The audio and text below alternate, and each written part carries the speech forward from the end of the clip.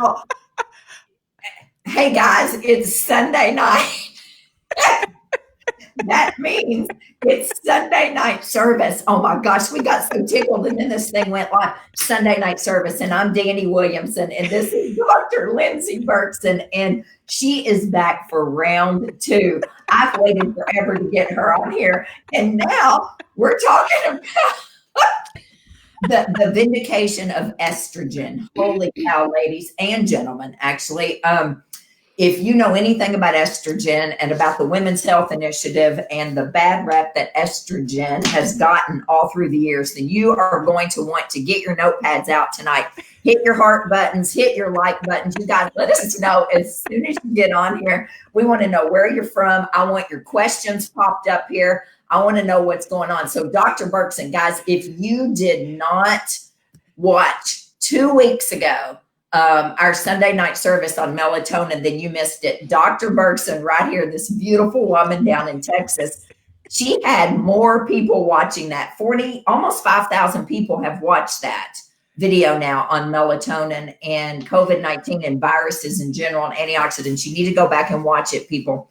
But Dr. Berkson, we have on tonight. We don't have her on for very long, so we got to get busy. And she's a trained chiropractor, but she is so much more than a chiropractor. Holy cow. She's like the world's leader, in my opinion, on hormones and research. And the beauty about Dr. Berkson is she reads all this research and she breaks it down and she makes it so that anyone can understand it. And I love that about you. I love that she has a private practice in Florida. She lives in Texas. She works out of Florida. She's one of the hardest working women I've ever met in any field, much less the functional medicine field. And she just launched a paid membership. That's it. Membership site that is fantastic. And I joined it and I've already learned so much because she scours everything in the mornings with her coffee, I've heard, sleuths it out, and then makes it so that even little girls like me from Gilbertsville, Kentucky can understand this stuff. And so I just love her, guys. And here she is. And we are talking about estrogen tonight. And this woman, well, she's going to tell her story. Thank you for being here. And we got so tickled right before it, you all. I'm gonna log on Facebook here and make sure people are on. But thank you so much. And we're going to get started right into talking about estrogen and what has happened in the 20 years or so since the Women's Health Initiative. Well, first, I just want to say why I'm on here talking about estrogen, because if you say I'm a chiropractor, people go, well, what do they know about hormones? And they can't prescribe. So I just wanted to give a little bit of it. So I did my rotation in integrative medicine with Dr. Jonathan Wright in 1977. And he's credited with being the father of bioidentical hormones, because a patient said to him when she requested hormones, why can't you give me bioidentical? Why do I need to take horse's estrogen? And he thought about it. And then he wrote the first script, and he's focused his whole career on hormones. And a year and a half after I did that rotation, he opened up a laboratory where I was one of his very first clients, and I've been with him for almost 40 years now, running 24-hour urine hormones. And then I wrote one of the very first books on endocrine disruption. And based on that book, I was invited to be a hormone scholar at an estrogen think tank at Tulane Medical School. And I worked there off and on for 10 years. And I worked with Elwood Jensen, who discovered estrogen receptor alpha, which is the very first estrogen receptor, and Yanaki Gustafson, who discovered the second estrogen receptor. And I've hung out in most of my adult career in the academic research space of hormones, but then I've also been a clinician, and I work with medical practices where I help figure out the issue, and then the practitioners I work with write the scripts, and we work collaboratively as a team. So that's why I'm here chatting with you. And for the last 15 or 18 years, I've been teaching continuing medical education courses to medical doctors and pharmacists. That's basically my gig, except in the pandemic. And I mostly teach hormones. And I do a lot of research, have 21 books out. So since I've been hanging with the scientists who discovered how hormones signal and writing these books, thus I am here, because you might say to yourself, why should I listen to anything this person would say? So that's just a little bit of a background. Very few people know much about anything with hormones. We're in a rabbit hole with them. Gynecologists are the doctors who we're supposed to go to for hormones, and most of them think bioidentical hormones are a joke. Most of them say to my patients they don't believe in hormones, as though hormones are a religion or a fairy tale. They're a physiologic set of signaling molecules that are foundational in health. They run your brain, they run your both nervous systems, your fight or flight and your parasympathetic nervous system. They run your kidneys, they run your vocal cords, they run your eyes and optic nerve. Hormones run the show. Yes. And the reason you exercise and eat well is to make sure your hormones keep watching your physiologic back. So we can't really go to our gynecologists because they're still concerned, and I'll explain why. Pretty much American mainstream medical clinical intervention has moved away from hormonal care, except for the lowest amount and shortest time to take hormones to just get rid of your menopausal annoying symptoms. No more longer than 5 years. That's been the standard care from the North American Menopause Society that kind of sets the guidelines for most of the gynecologists in the United States. Yes. So let's just take as to what's going on. Women lose out every which way we have this conversation.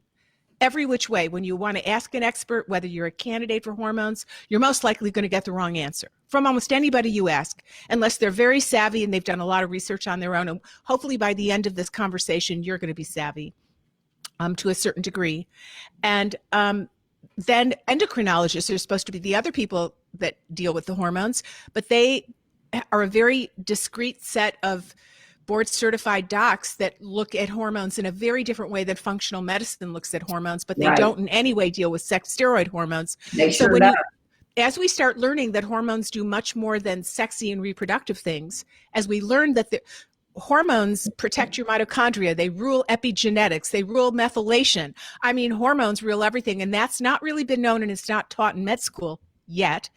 But if you then want to get someone to check your hormones and see what you could do to fluff them up or make them healthier, who the heck do you go to? That's right. And that's what we're trying to do, is educate more doctors to understand this. But why is it such a mess? So I'm going to give you my opinion on this. So for about 40 years, multiple millions of women were given prescriptions for hormones in the United States, and they were basically two kinds of hormones. It was horse's estrogen, which was conjugated equine estrogen or Premarin. And the other one was a combination of Premarin with a synthetic progestin called medroxyprogesterone acetate. And it was a combo pill, like a Chinese dinner, combo pill. So you had the horse estrogen and you had the synthetic progestin. That was Prempro. And then you had Premarin. They were both peas, two peas in a pod. And women in America were given this for decades because women on this seemed to have less wrinkles, less heart disease, more energy. Everybody was happy and felt that the promise was feminine forever for women on hormones. In Europe, they didn't tend to use Premarin or Premarin with MPA, medroxyprogesterone acetate. In Europe, they tend to give more natural stuff. So they gave estradiol, one of the parent hormones of estrogen, and they gave estriol, which is kind of totally forgotten in the United States. It's your pregnancy hormone, and it's an anti-cancer hormone, and it's a protective hormone. But that's not prescribed in the US very much, and it's poo-pooed by gynecologists and poo-pooed by endocrinologists and poo-pooed maybe by the gastroenterologists because they're the poo-poo doctors. But so you have to have a little fun with this because it's so frustrating that women have been so ill-treated. Yes. So for several decades, hormone prescriptions sold more than proton pump inhibitors, which are almost the number one sellers now, or antidepressants, which are the number one sellers, or anti-anxiety meds. Women were on this, and fast forward, America starts to really age. That is the big caveat. As a country, we are becoming an old planetary fart.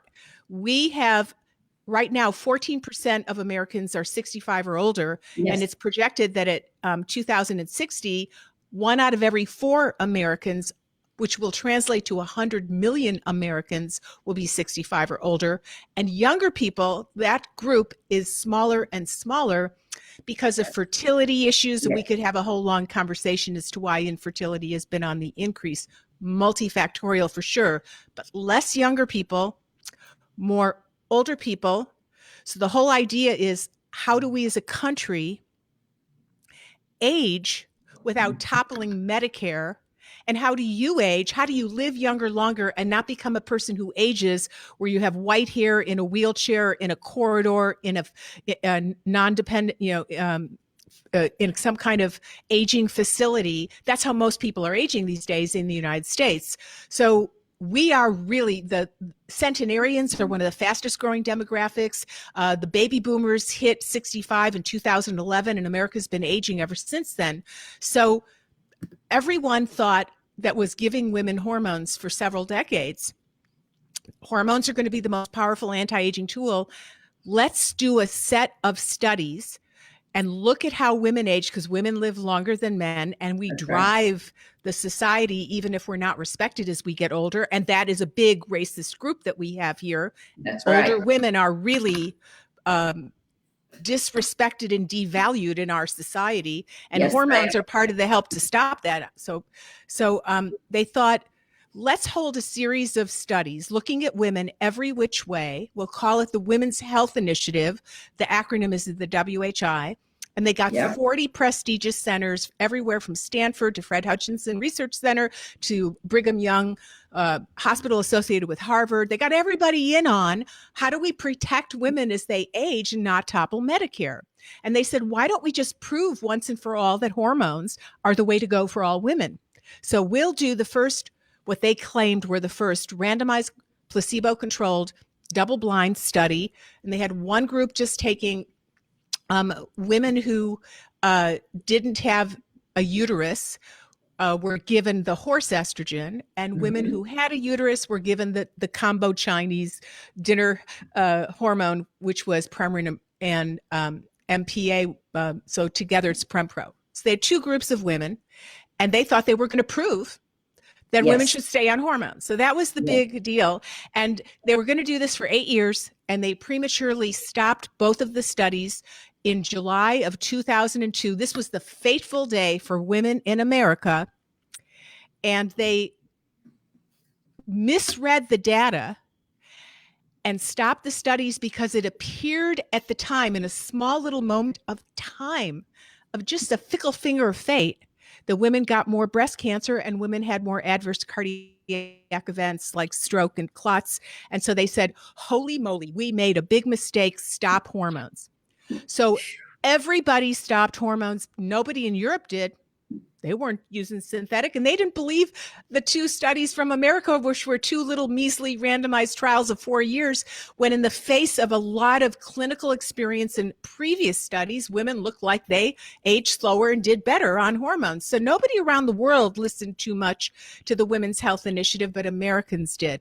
But the biggest issue was that if a woman then was on hormones and she had breast cancer, because of the outcome, they sued Wyeth big time. They said, holy moly, that's what gave me my breast cancer.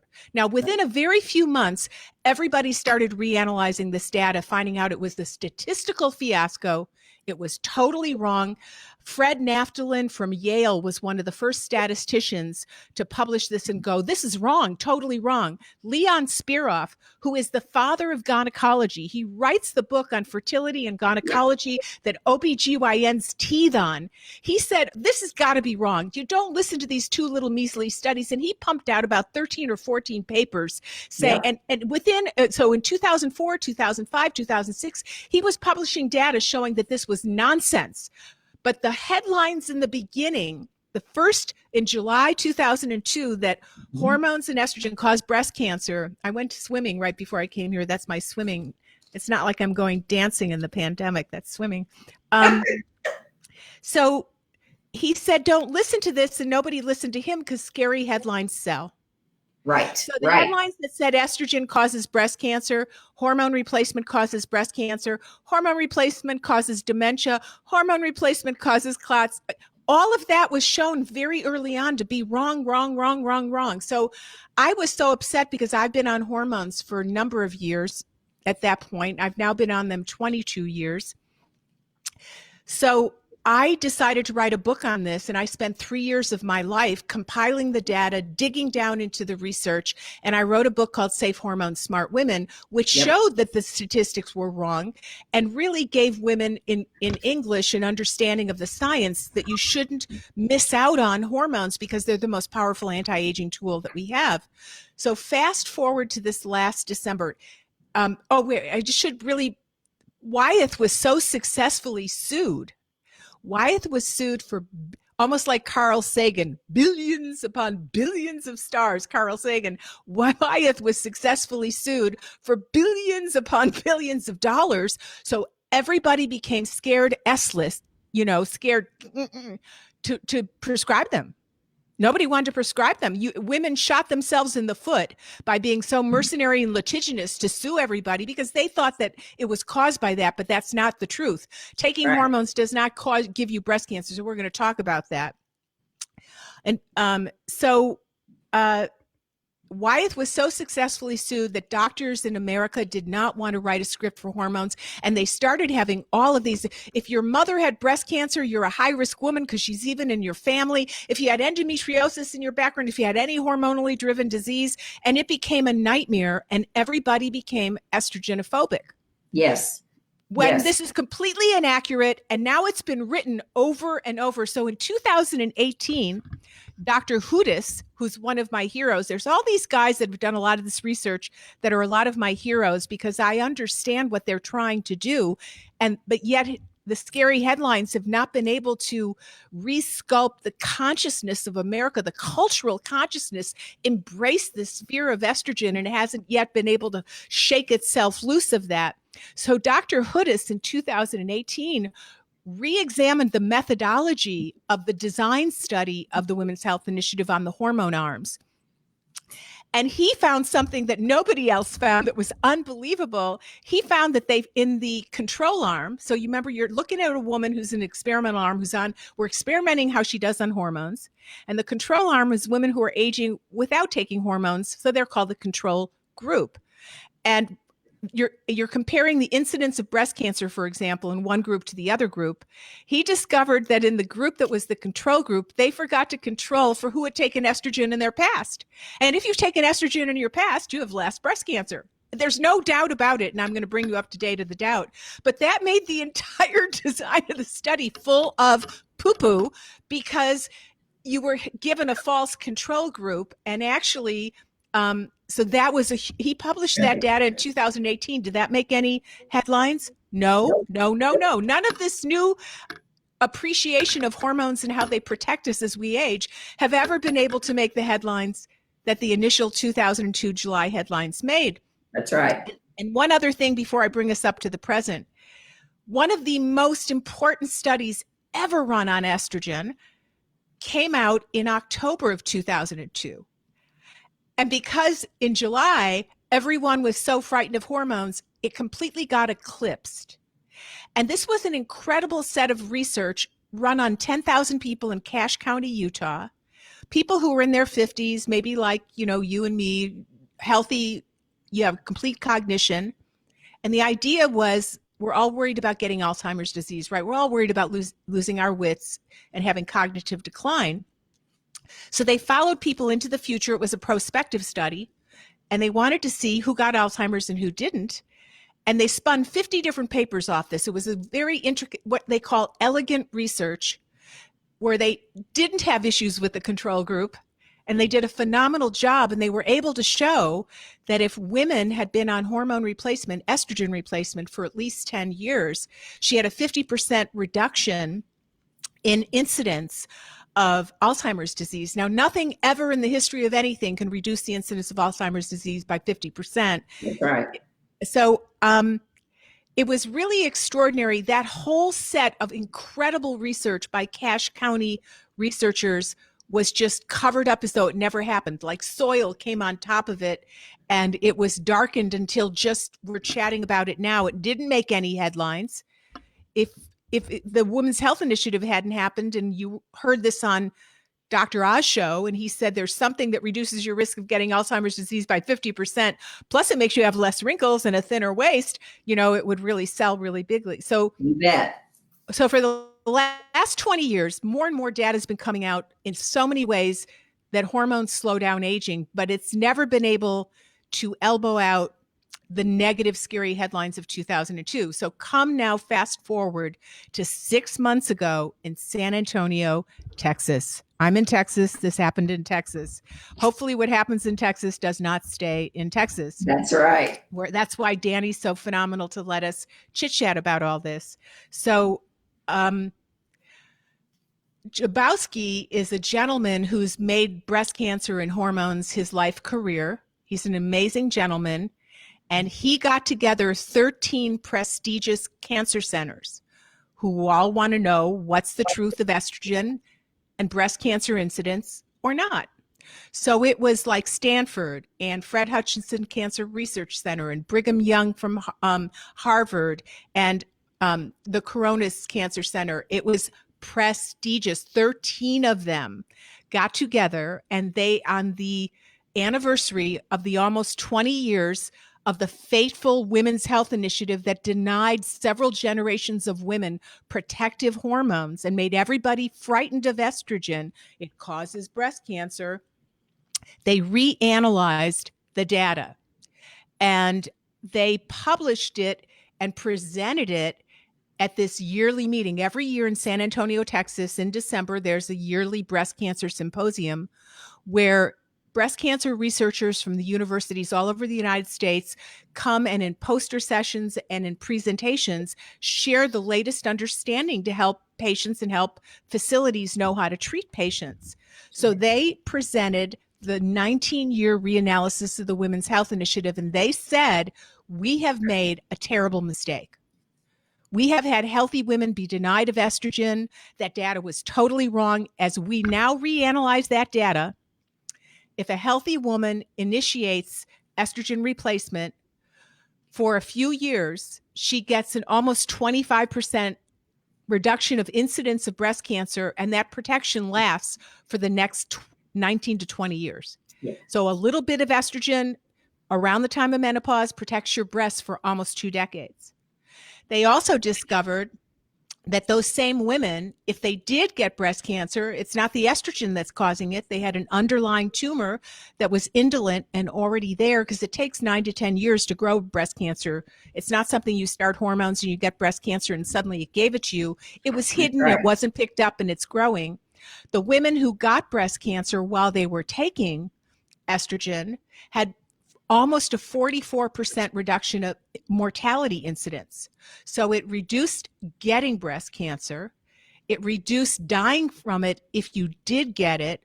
And at the same time, it increased all-cause quality of life and reduced early premature all-cause mortality. It was protective as heck, and a little bit of hormone protects you for a long time. If you took it longer, they said, this is terrible. Did that make headline news? No. Hardly anybody knows about this. And in the oncology, the Associated Press put a little blip about it, and it was picked up by an oncology journal. I wake up in the morning and read all these journals for a few hours every morning to try and keep up on everything, and it's my passion. And they wrote about it. The headline, they did say that if you added progestins, it did increase your risk of breast cancer. And if you added them, that continued to give you an adverse risk long after you took it. But because of HOODIS, there's a question. Well, I won't bring that up right now, but they did say that if estrogen by itself was protective against breast cancer, but if you added a synthetic progestin, you didn't get that protection. So that one headline said, if you add progestin to estrogen, you still get breast cancer. And they only had one little sentence in the body way down deep of the article that mentioned anything about the protection of estrogen. When if you read the data and the papers spinning off the reanalyses, they were saying this is remarkable. Women shouldn't be afraid of estrogen. It will protect them. They will have less insulin resistance. That's why most women lose weight on hormones. You will have less type 2 diabetes because it protects your insulin receptor. You'll have less dementia because it protects your brain. You'll have less colorectal cancer. You'll have less fractures. We think women should be on hormones. This is remarkable news. Women should be excited to be on hormones, and nowhere and anywhere in the United States did this make headlines. Now, some of the European people picked up on this and started publishing really amazing headlines. But why is it in America that they don't want us to get the scientific facts? I don't understand what's going on here. And most of my patients, when they go to their gynecologists and say, am I a candidate for hormones? They're pretty much told they don't really believe in hormones. You know, you're really going to be fine without them. If you want them for a year or two for hot flashes, but you really don't. They have no understanding of the foundational function of the signals of hormones. My last book was called Sexy Brain, because you want a sexy brain, because sex, steroid hormones, estrogen, progesterone, testosterone, and then oxytocin is not a sex steroid hormone, but all of those hormones protect your brain. And that's why you have more dementia when you're older, because you have less hormones when you're older. In fact, aging is a time of insufficient hormones. So I've made it my life's work to start lecturing and writing about this, because women aren't hearing this from anybody, and I can't understand why and why we're being denied it. So I wrote a whole paper called Estrogen Vindication. It's got about 210 citations in it. And the Townsend Medical Journal is publishing it in 3 parts. The first part is 15 pages, just the first part. And I wanted women to be able to give this to their doctors who say they don't believe in hormones or they're worried about them. So I cite everything up the wazoo. So you can look at the scientific articles. But women have been scared to death of estrogen. And doctors are scared to death of estrogen, partly due to the litigious issue. And it's standard of care is the bugaboo for us, because if standard of care is not to give you hormones long term, then standard of care doesn't reflect the science. But if a doctor gives you something that's not standard of care, and if you got pissed off and sued him, you might win. So we've gotten ourselves in our litigious legal system where women have been shooting themselves, and our lawyers have been shooting ourselves in the foot. So I went back when this 19-year reanalysis came out and read my own book, because I wanted to know, did I get all this accurate that they're now publishing in depth? And I couldn't. It was, because that's what the science was saying so many years ago. But that means all these years, multiple papers, multiple scientists, multiple researchers showing that hormone balance slows down aging and pushes comorbidities to a further future in a more shorter period of time in your life. And women aren't getting this divvy from their doctors about this at all. And for some reason, it's not taught in med school or nurse practitioner school or naturopathic school or chiropractic school. So we need places to come together to hear the science so we can make science-based decisions and not miss out on the best anti-aging tool that there is on the planet, if it's done right and safely and individually. But hormones are a big picture, but you don't want to miss out. A lot of women are so frightened of estrogen, they'll say,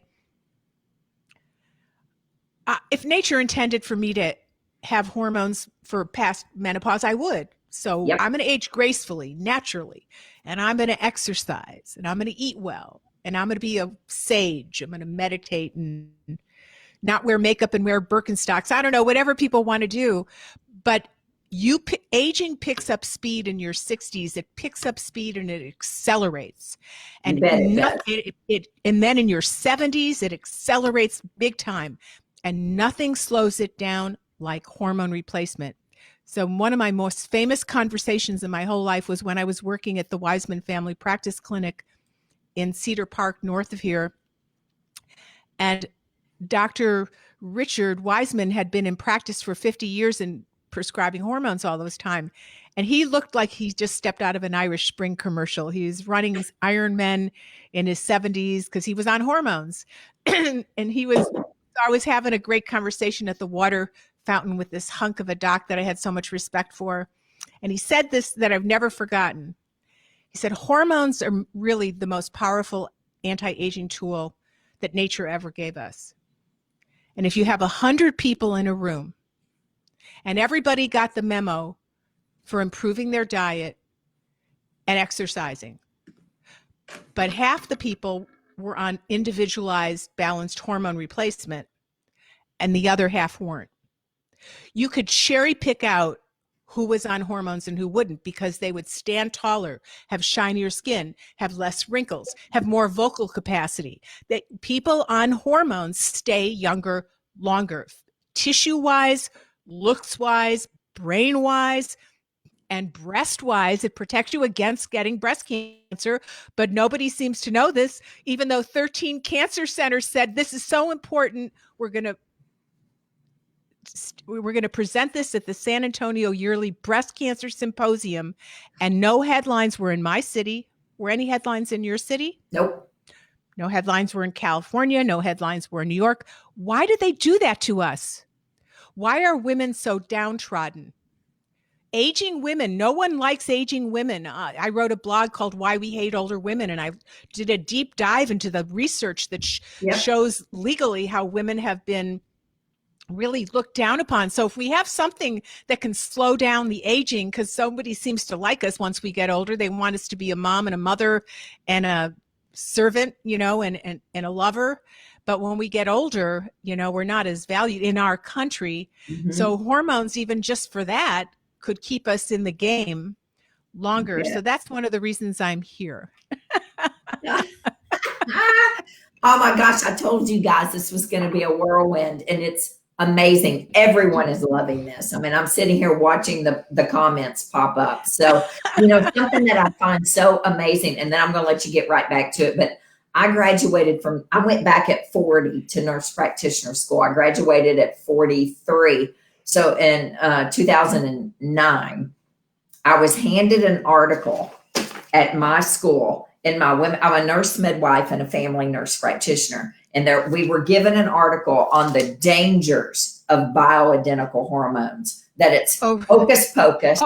Don't ever write it. And I was frantically looking for that article today, and I couldn't find it anywhere because I have it. I saved it, but I believed it. Enough to make me want to smoke cigarettes. It was awful. I didn't know any better. I was taught Premarin and Prempro. That's what my university, which is a great university here in Vanderbilt. I mean, here in Nashville, I was going to say Nashville. Well, I went to Vanderbilt. It was a great school, right? But we were taught in the women's health program there, bioidentical hormones are hocus pocus. Okay, so I got it. So because the Women's Health Initiative came out, Premarin and Prempro were the #1 selling drugs. Yep. And then they tanked out. All the stock tanked down. So what did the CEOs of Premarin and Prempro do?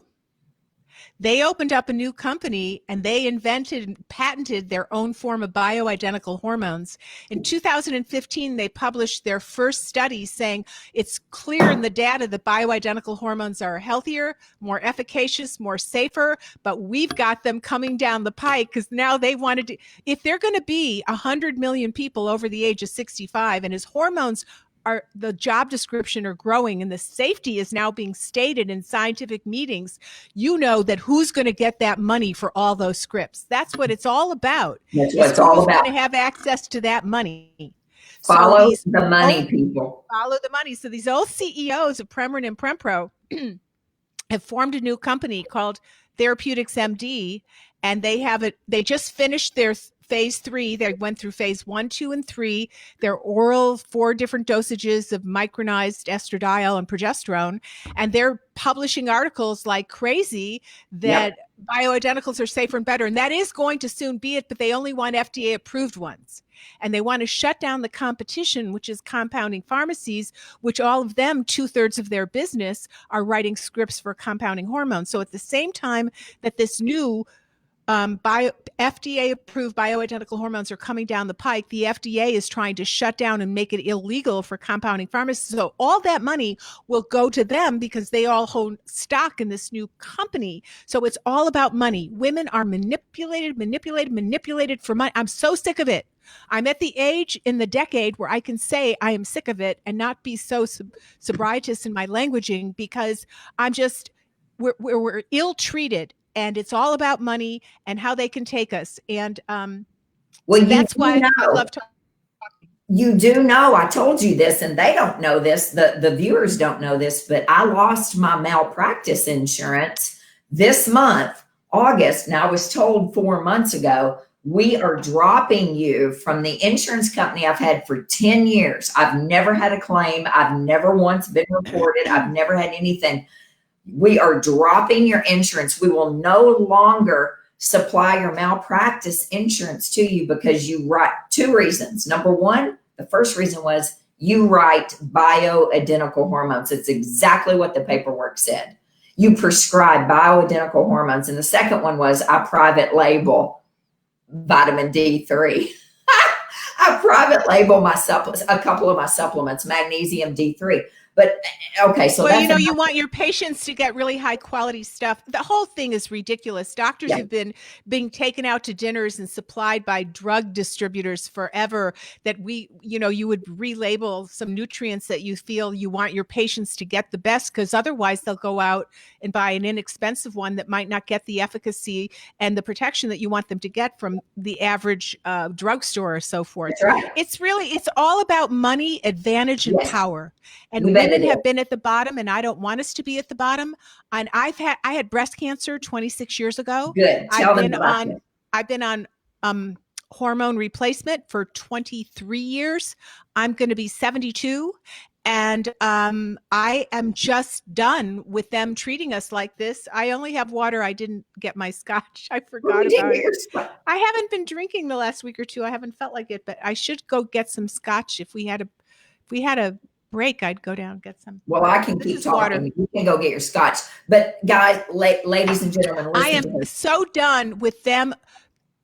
If you don't have someone that knows what to do for your hormones and the nutrition that they lean on and your digestion and biome, it's all your body, mind, spirit. It's all interwoven.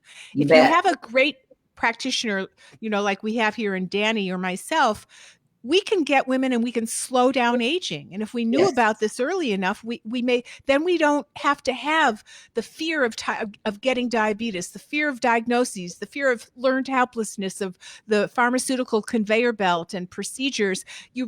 So there was a study run here in Texas at the I can't remember the name of the university. And it was run by a pharmacist who was so worried about publishing this data. She was afraid, because she was not a compounding pharmacist, but a regular pharmacist. And she was afraid that she would be mistreated for publishing this data. And she took 66 women who were aging and tested their hormones and treated them each individually, and 66 women who were aging and were just tracked. And they were tested every which way: the flexibility or rigidity of the lining of the blood vessels, the endothelium, procoagulative molecules, inflammatory molecules. They were tracked to see if they needed to be on sleep meds, hypertensive meds, anti-cholesterol or lipid-lowering meds, etc. And they were tracked for 3 years. Right. And the women who were on the individualized bioidentical hormones, most of them never needed to go on that pharmaceutical conveyor belt.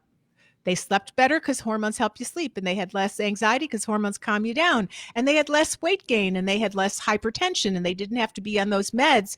And the women that were aging gracefully were starting to have multiple prescriptions for all of these medications, because hormones protect you against these things occurring in most cases. Nothing does something 100%, of course, all the time.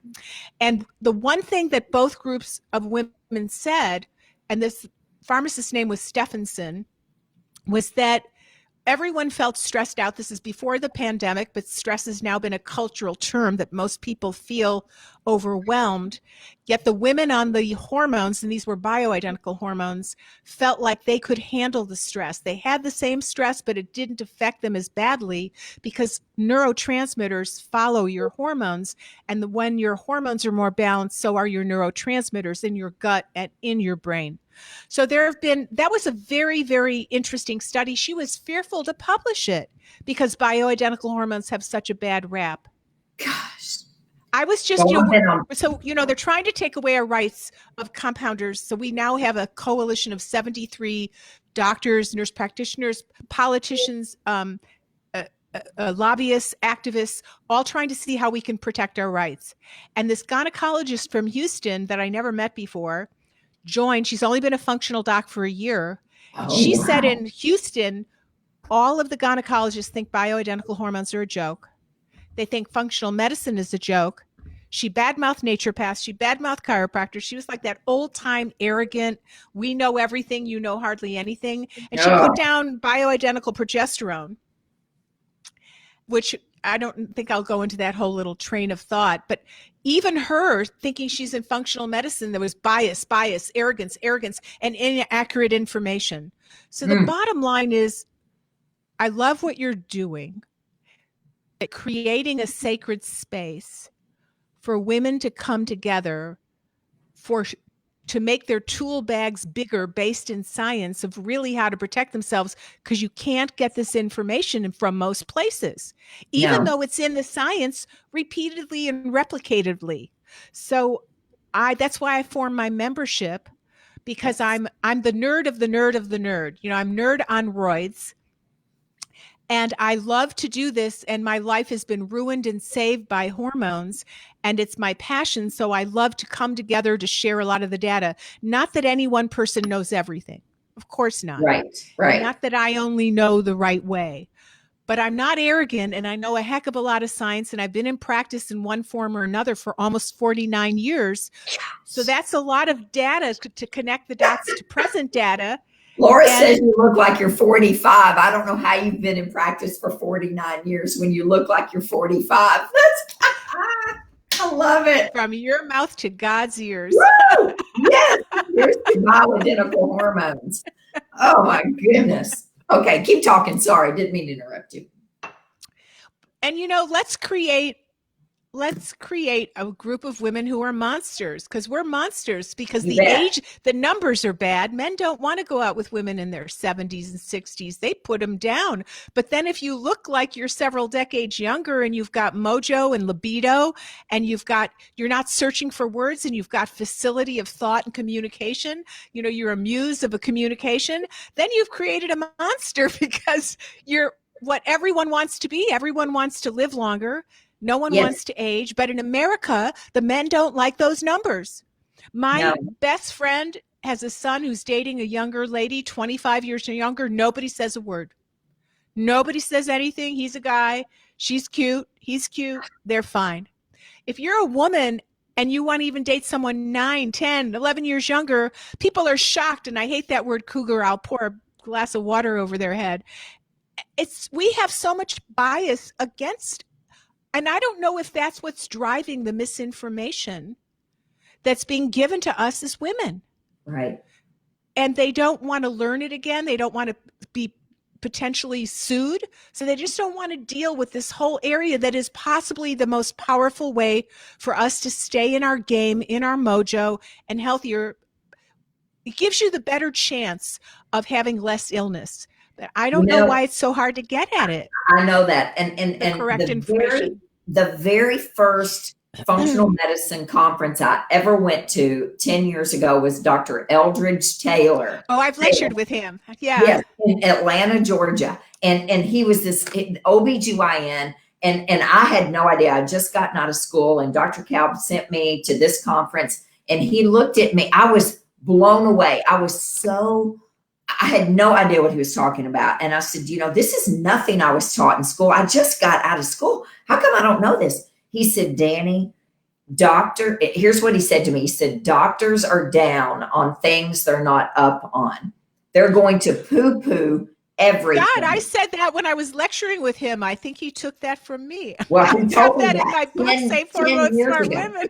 10 years ago. No, we should all be saying the same thing. And it's so true, because here I will write hormones for a patient. I'll write bioidentical hormones. I had an OBGYN here in Franklin, Tennessee, tell a woman, she was doing her pap smear. They were talking. She said, well, Dani's doing my hormones, whatever. And she looked up at her over the curtain, right? Or the thing. She was doing her pap smear. She said, there's too many cooks in the kitchen. You can choose her. You can choose me. And she was against bioidentical hormones. There's so much arrogance. I am so done with arrogance. It doesn't do anything, but it just stifles all the energy, and it doesn't help.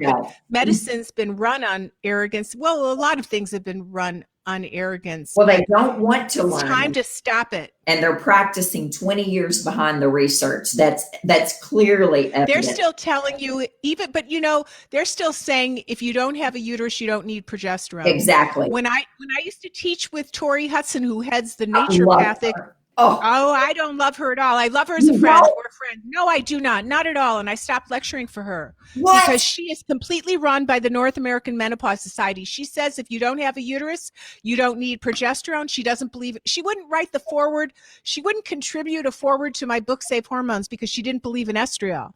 She's completely owned and bought by the North American Menopause Society. And she's churning out generations of naturopaths who are, in my opinion, trained medically rather than functionally. But I love her as a friend, but I had to stop lecturing at her Women's Health Institute in Portland because I felt that the information that they were giving. So I'm sorry. I didn't know that about her, but I've listened to her through medicine. I love her herbs. Love her herbs. Yes. So herbs, I listened to her about her herbs and stuff, but I didn't know that. So, very, very, very medical. Very medical. So if you don't have a uterus, you don't need progesterone because all it's good for is to oppose estrogen at the endometrium. And they don't believe in estriol. You're going to make some of that if you take. And she gives estrogen orally. It's an oral thing. She's a Rousier. So she in hormone land.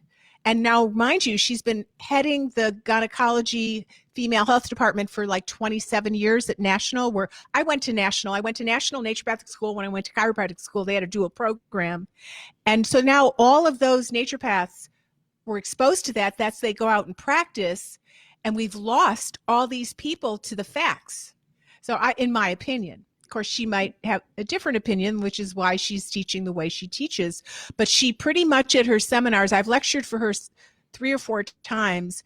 She bases it mostly on North American menopause consensus statements. Wow. Okay. Well, and that's medical, non-functional. So you have to really know where somebody's teaching.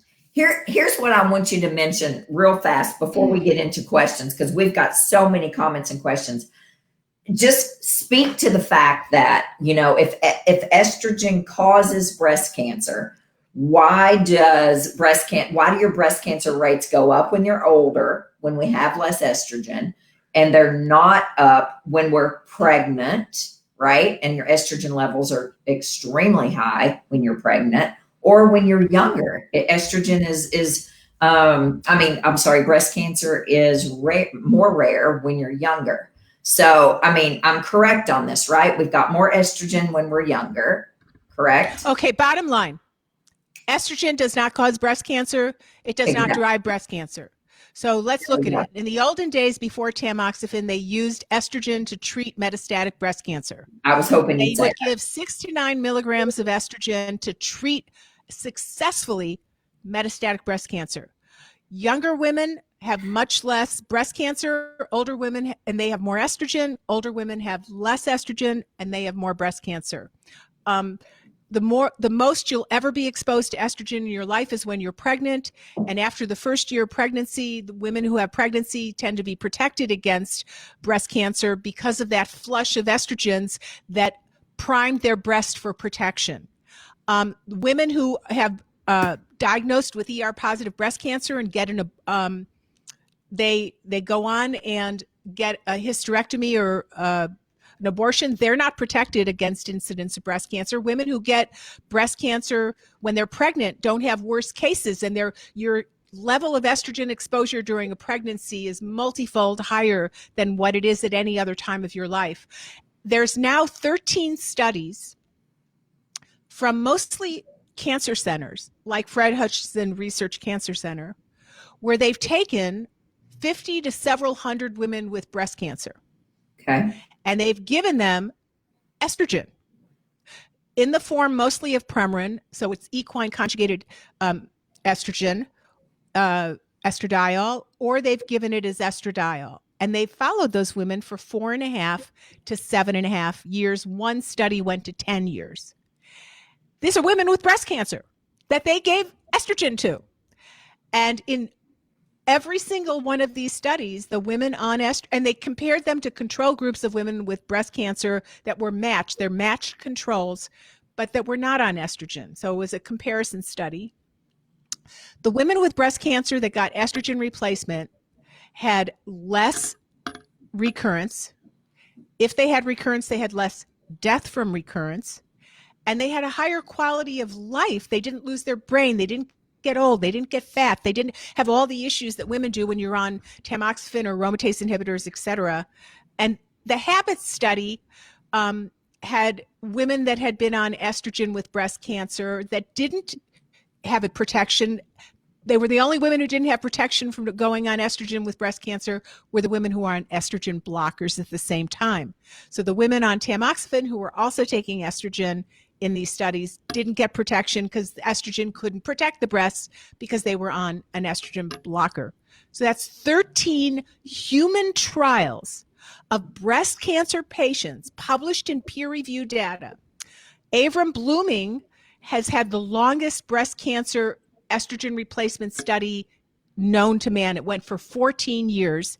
He had almost 250 women.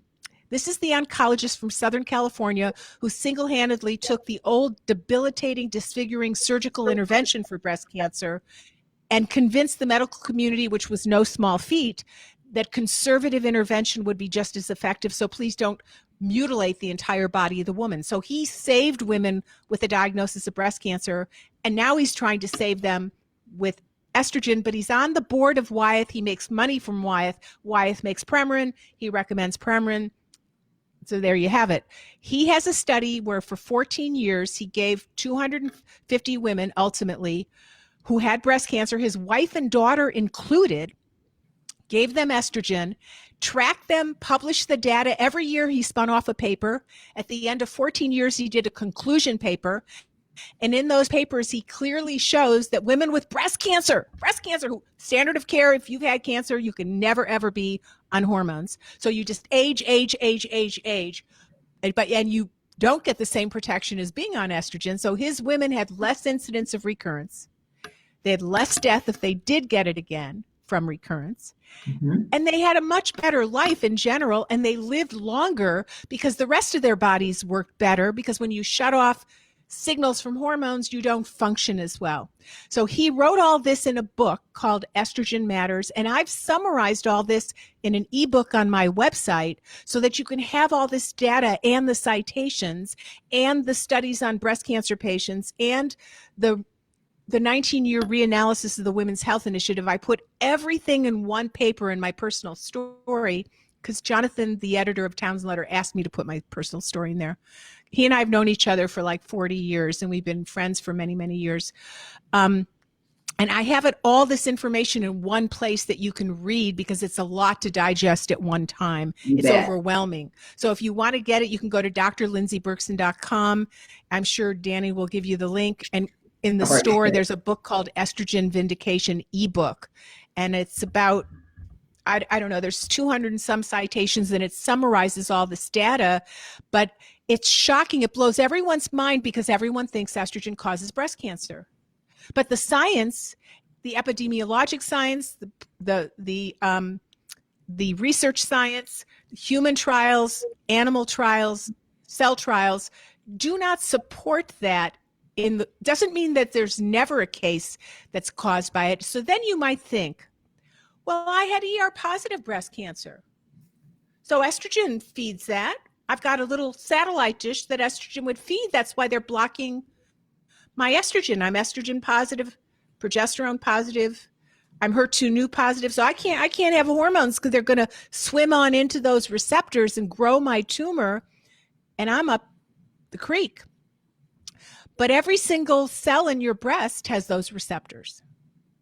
Every milk duct, every tissue has estrogen receptor, progesterone receptor, HER2/neu receptor, oxytocin receptor, prolactin receptor, testosterone receptor. Your breast has receptors to take signals from all kinds of hormones.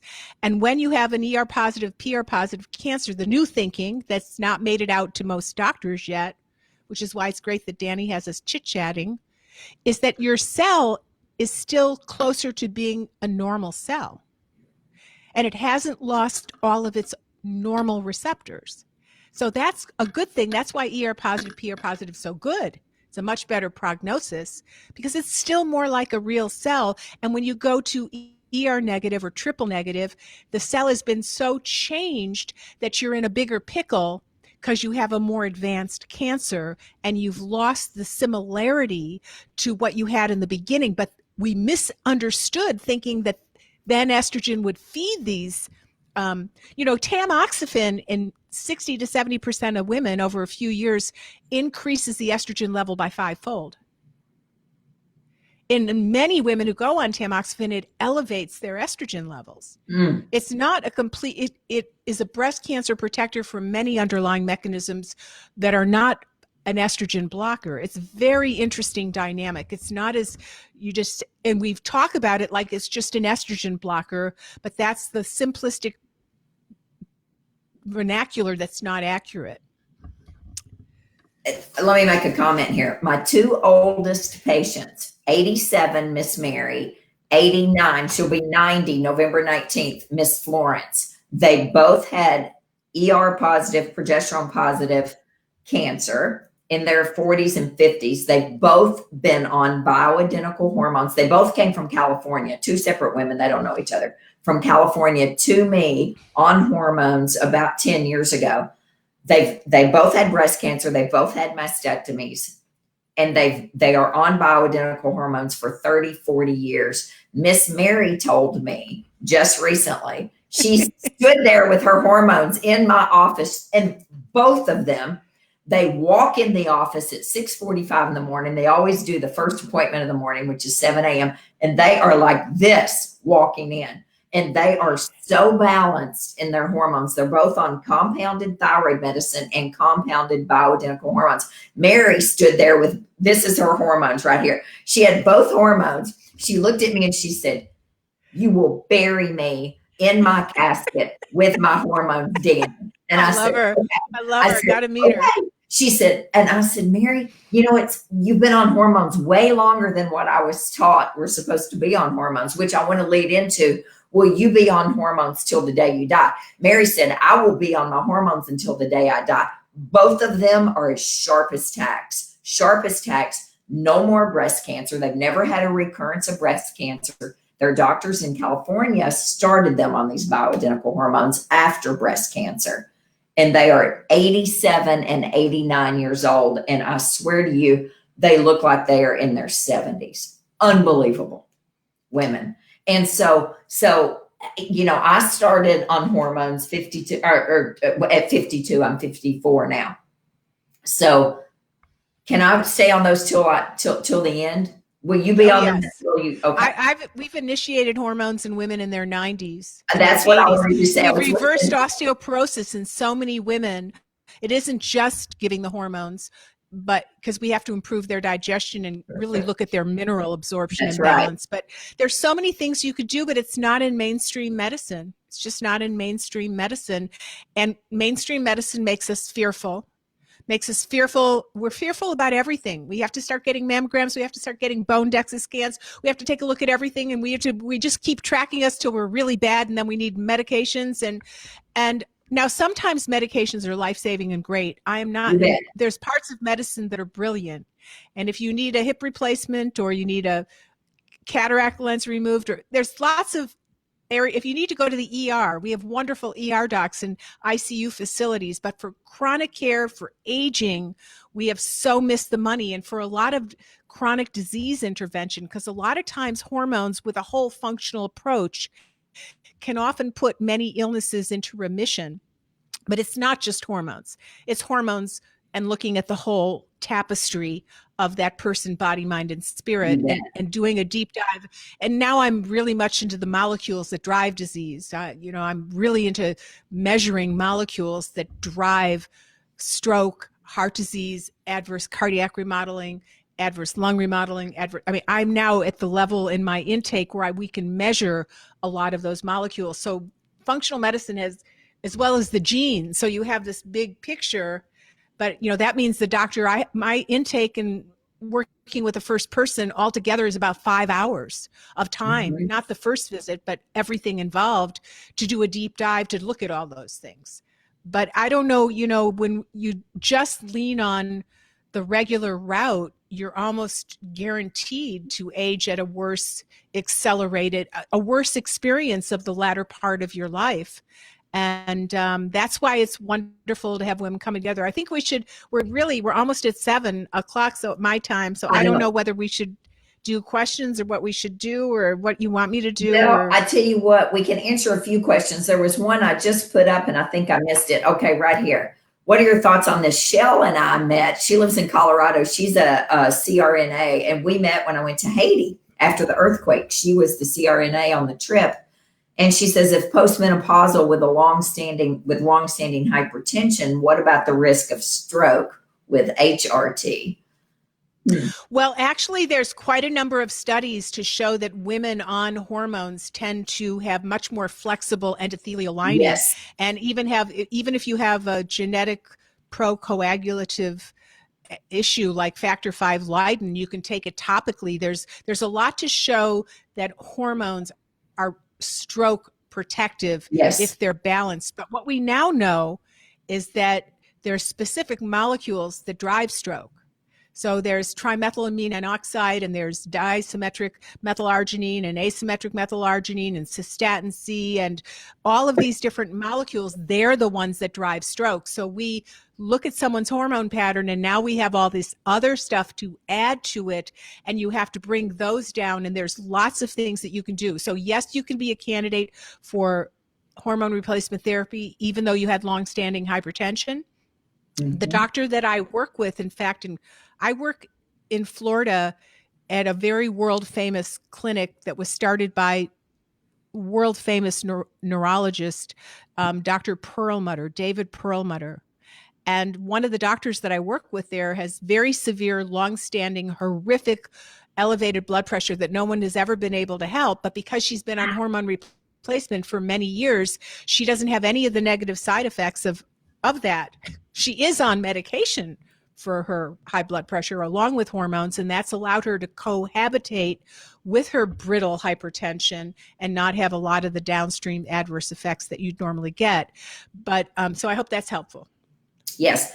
So how do we know exactly what to take? Sharon, here's the thing. You won't know until you find a provider who knows exactly what to do.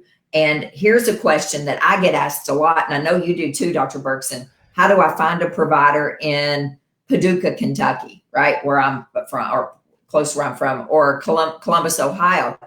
I tell patients every day, I tell people every day exactly what I heard you say today. Call the compounding pharmacy in that town. You call the compound. I would call multiple compounding pharmacies, and the provider that you hear the most about is the one you're going to call. I get so many referrals from compounding pharmacies. I'll say, how'd you hear about us? And they'll say Health and Wellness Pharmacy or Allen Hill Pharmacy. That's is local here in town.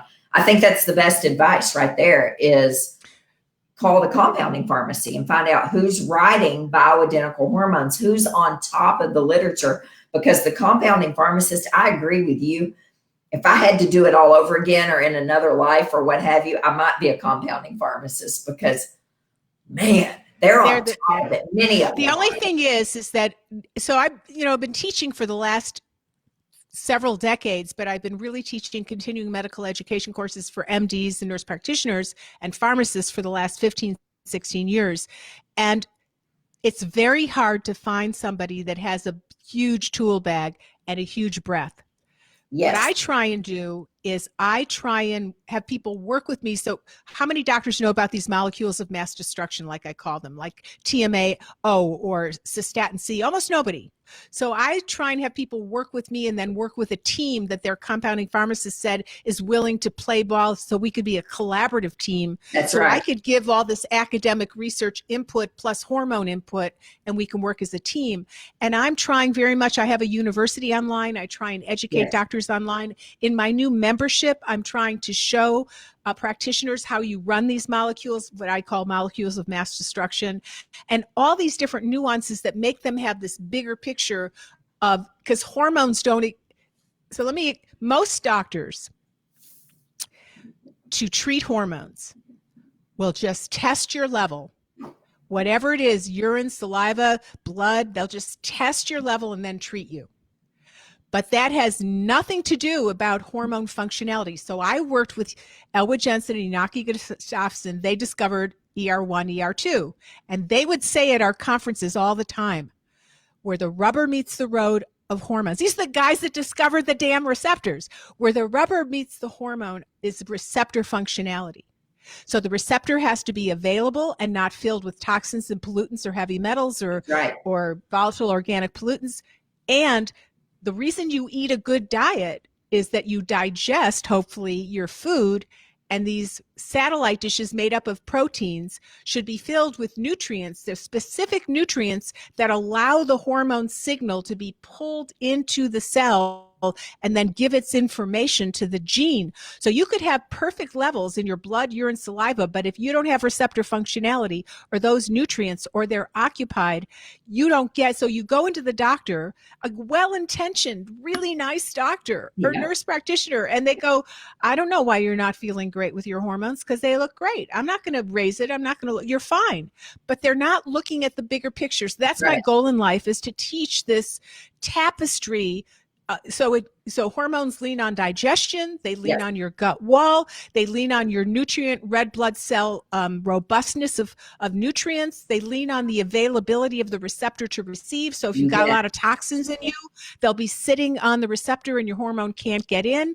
So that's what I offer, is helping someone see the bigger picture if they've got someone that could write the scripts. And I've been trying to teach my little guts out, and now I have the membership to share this information, because the guys that discovered the receptors said just testing the levels is nonsense. It's not enough. The doctors, that's how we're trained. We test it and we treat. That's right. Then some people get better, but the majority of people don't.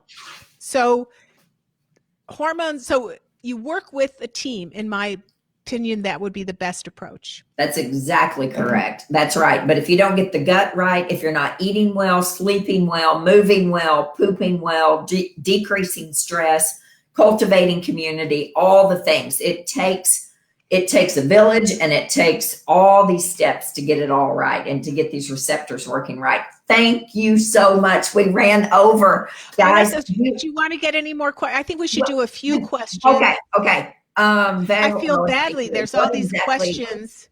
Okay.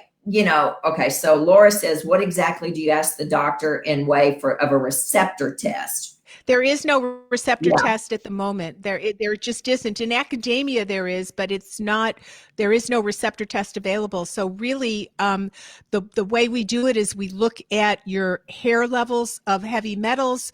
We look at your history of exposures and how you feel. A lot of times people, and usually when you're in your 50s, 60s, 70s, we've sequestered a lot of contaminants because the planet and food are dirty and toxic. So you can almost assume that somebody is like that, but people who are really fatigued and they don't respond and so forth. Usually what I now do is I do a short week or 10-day receptor detox, and I hope that I'm designing a few products for biotics, and one is a receptor detox that just keeps flushing out your receptors. But I sent them back the contract and I haven't heard from them yet, so I don't know if it's a done deal or not. But there's things that you can do to flush and clean out the receptors. I discussed that in Sexy Brain, my last book, but I'm going to be discussing that quite a bit in my membership. Because we live in a dirty planet, so we have to have a certain amount of house cleaning that we do all the time so that hormones can deliver their signals. You bet. If you think of it like this, your body has an internet system, and one cell sends another cell mail, and it gets that mail, and the cell lights up because it knows what to do to keep you well. So what delivers most of those emails in your physiologic internet are your hormones. You bet. And aging is basically a freezing up of your hormonal email. And hormone replacement is a rebooting of that hormonal email, if you kind of look at it simplistically like that. Bingo.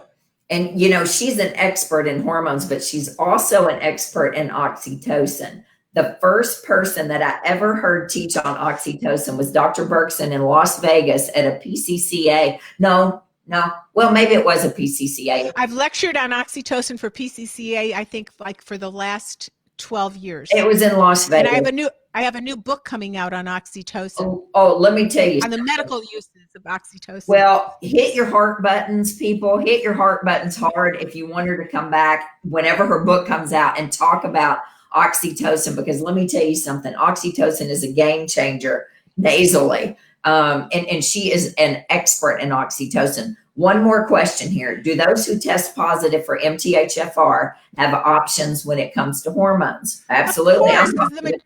Almost, this whole thing of genes, almost a third of people have issues with methylation. So genes are just, and so it's wonderful to take a look at genetics for people who really know how to interpret them, because it gives you a little guideline as to where your weaknesses are, and it gives us more specifics of nutraceutical recommendations and medication recommendations.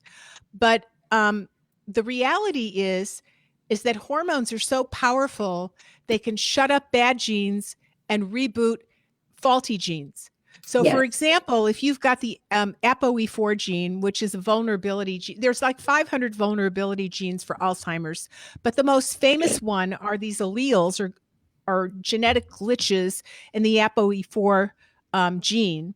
Mm-hmm. And if you have ApoE4 genes, if you get them tested, you know that you have you have a higher risk of getting Alzheimer's disease than somebody who doesn't have those. So in my last book, Sexy Brain, I called it that because you want sex steroid hormones to rule your brain. Then you have a sexy brain because it's turned on. If you have a high normal level of testosterone, man or woman, works in both genders, it tamps down the expression of the faulty ApoE4 gene that puts you at risk of Alzheimer's. Most gynecologists don't know this. They say, if you don't want sex anymore and you're alone, there's no reason to be on testosterone. They don't understand this world of terrain that testosterone does in the body, from immunity to brain health. But these kind of things, balanced hormones are so damn powerful that they can turn off bad genes and turn on good genes. So the question isn't, because I have this issue with genes, am I a candidate for hormones? It should be, I should be on hormones so I would fluff up and improve my genetic expression. And that is, once you kind of get that hormones rule epigenetics. Yes. Yes. Just one other comment. I don't mean to be speaking. I know we're kind of going over, so I don't mean to be a big mouth here. You guys have to get off here. You can watch it later. It'll be on YouTube tomorrow. So, what was I just going to say? Epigenetics, your hormones. Right. Okay. So, you're getting older and you really got the time now to go to the gym. You got the time now in the pandemic to eat better food, but you look and you go, I'm not building any muscle. What's going on here? I'm flabby here, and I'm not getting the bang for my buck. I'm working my butt off and I'm not getting the bang for my buck. Well, because when you have more estrogen is the middle woman for epigenetic change. So when you make a healthy choice, you eat better or you work out, you need estrogen on board to then change the histones around your genes to get the benefit of your choices and your actions. So we get less benefit from our better improvement life things as we age, because hormones help our genes improve by the choices we do. And when hormones are lower and insufficient, we end up being the person who slugs ourselves to the gym, doesn't hardly eat anything anymore, just keeps gaining weight and not improving. So hormones have, food's important, exercise is important, sleep is important, connection is important. But I have to say almost nothing is as important, as powerful as hormones. They are foundational. And aging is basically the absence of hormones and the freezing up of your physiologic internet system. That's why I'm so passionate about it. So I've been going to the same breast cancer doctor because I had breast cancer 26 years ago. I've been going to her for years because she's a surgeon and she palpates really well. And so I want her fingers to check my breasts out because I'm not getting a mammogram every year. And every single year she says to me, you look better than any single breast cancer patient I have, like even 10 years younger, 10 years older. You're like, but go off hormones. Go off hormones, because she's a surgeon. She doesn't know about hormones. She tells you to go off hormones. And she's 25 years younger than me. And now she looks older than me because she's never gone on hormones because they all think estrogen drives breast cancer. And it's a very interesting experience. And I want for women to be the best that they can be for the longest that they can be. You bet. And most often, nothing works for 100% of people. That's ridiculous. But most often, working with a great practitioner like Dani, what a resource she is, helps you stay younger longer. No ifs, ands, or buts about it. Hardly anyone my age speaks like I do. You know, they search for words. They have all. It's a totally different brain because the brain didn't slow down by not getting the sex steroid signals. It's a sexy brain, and I want you to have a sexy brain. Unbelievable. Fantastic. Oh my gosh. I feel so encouraged tonight. And ladies and gentlemen, because there's guys watching this as well. If you don't hi guys, you need to be on hormones too. That's right. And somebody asked about that. You know, that's a whole nother hour and a half, 2 hours. But if you don't listen to Dr. Berkson's podcast, I'm telling you, I listened to that thing I only found it a few years ago, but I just listen, and I binge listen to it because her podcast is exactly the way she is here, and she has the best of the best people on there in their field, but nobody compares to her. I mean, it's so. Anyway, so I'm just publishing this week. You know, it's so interesting that medicine. So everyone is frightened of Alzheimer's disease because it's so horrific, and they're okay, and there's no cure for it. They believe. So yeah. So Dale Bredesen is a neurologist from the University of California. He's trained 1,500 medical doctors in his protocol that reverses mild and moderate Alzheimer's in 3 to 4 months, 3 to 6 months. And he's published a paper on 100 patients, and he has his second book coming out this week. So he called me up and he said, can I come be on your show? Because I'm publishing this new book. And I said to him, how do you deal with the fact that you have a cure for Alzheimer's, of which, by the way, hormones is part of it. He's got several pillars and hormones are part of it. How do you stay so positive when you have an answer, you have a cure, you're a neurologist from UCLA, you're a renowned scientist, and no one's listening to you because it's not a pharmaceutical. They're all just waiting for the one pharmaceutical that'll be the drug, that'll be expensive, that'll be the answer, when he's reversing it in several months in mild and moderate cases.